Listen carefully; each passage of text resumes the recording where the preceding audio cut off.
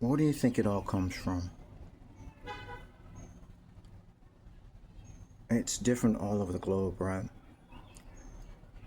This thing called age. We have ageism. Hey, I do it myself. I've got issues with ageism myself, you know. I don't think I have much choice. Either I can seriously work on it, really sit back and think about it and get in there and do all the work for myself rather than just saying what's go with the ebb and flow of what your culture does. But I noticed if you see a guy or a girl and they're very young, and you see them plucking around the guitar or something, you kind of encourage that, right? For the most part, even when they're fouling and making all kind of mistakes and stuff. And then you see a guy my age, it's 51. And like, what the hell is that? You're expecting to see somebody that's already accomplished, I guess.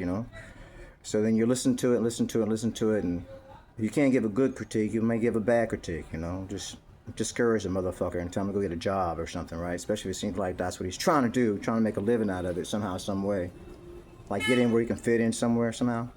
But if you think about it, a lot of people, and you should look it up on the internet, a lot of people picked up this guitar and other instruments much later on in life. They didn't all start off at 3 years of age or 12. Eric Clapton started at 13. And I'm pretty sure he sounded god awful when he started.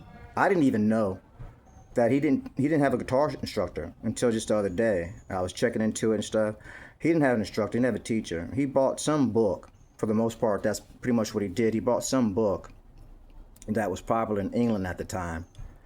And it would kind of learn through there, some nuts and bolts.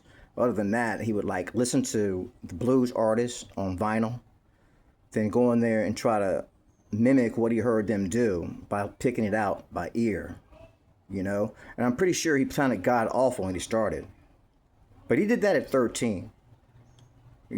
So you see him out there at 13, you may just kind of encourage him and say, go ahead, man, keep on working on it.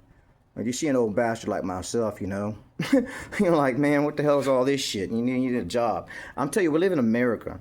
I can get a job more likely, but I don't know how long I'm going to hold on to it because I have issues that just really doesn't allow me to work any fucking thing. I'm not very flexible like with a lot of things, You have to put me someplace very selective and let me do a selective time of particular time of fucking work, and maybe I can do it and get it done a lot quicker than I can some other stuff.